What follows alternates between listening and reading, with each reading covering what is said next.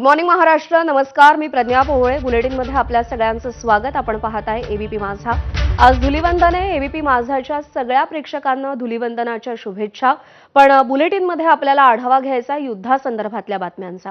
युद्धात अडकलेल्या राज्यातल्या लोकांच्या सुटकेसाठी आता सरकारनं पुढाकार घेतलाय.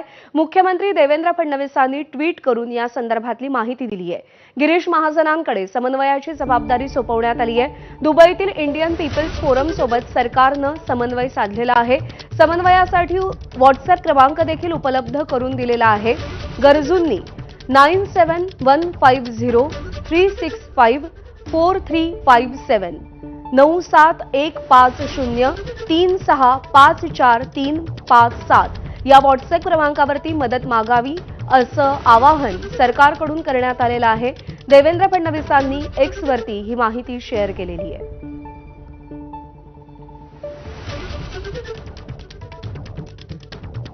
नमस्कार.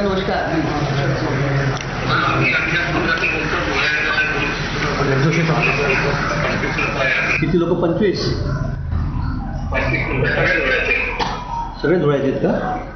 बरं, आता कुठे आहेत तुम्ही?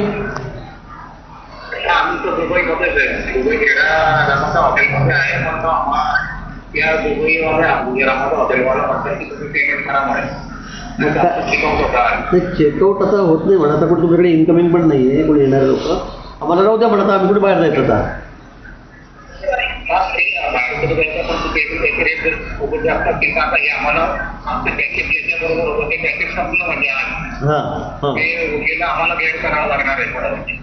करावं लागेल आता अशा संकट समयात. पण काय म्हणणार आता? भाड्यासाठी थोडंच रडत असणार आपण. करावं लागेल आपल्याला काहीतरी. पैसे नसेल आम्ही इकडून पाठवतो. तर समन्वयाची जबाबदारी मंत्री गिरीश महाजन यांच्याकडे सोपवण्यात आलेली आहे आणि एक व्हॉट्सअप क्रमांक सरकारकडून जारी करण्यात आलेला आहे. महाराष्ट्रातले अनेक पर्यटक हे आखाती देशांमध्ये अडकलेले आहेत. काही यात्रेसाठी सुद्धा गेलेले होते. ते देखील त्या ठिकाणी अडकून पडलेले आहेत. विमान सेवा सध्या रद्द करण्यात आलेल्या आहेत. आखाती देशांमध्ये जाणारी उड्डाणं रद्द करण्यात आली आहेत आणि आखातातून सुद्धा सध्या विमान सेवा बंद करण्यात आलेली आहे. युद्ध भडकलेलं आहे आणि त्या पार्श्वभूमीवर आता तिथे अडकलेल्या राज्यातल्या लोकांना बाहेर काढण्यासाठी सरकारनं पुढाकार घेतलेला आहे.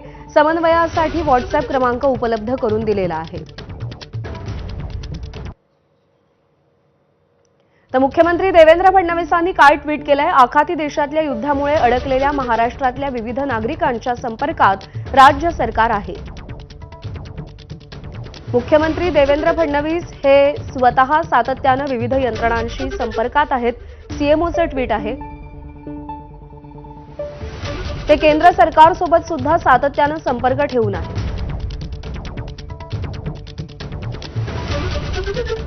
राज्याचे मंत्री गिरीश महाजन यांना त्यांनी समन्वय कार्यात लक्ष घालण्यास सांगितलेलं आहे.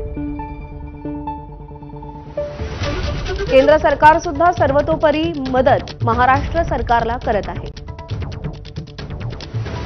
दुबईतील इंडियन पीपल्स फोरम सोबत समन्वय साधून सरकारनं व्हॉट्सअप नंबर जारी केलाय. ज्यांना मदतीची गरज आहे त्यांनी या व्हॉट्सअप क्रमांकावर संपर्क साधावा असं आवाहन आहे.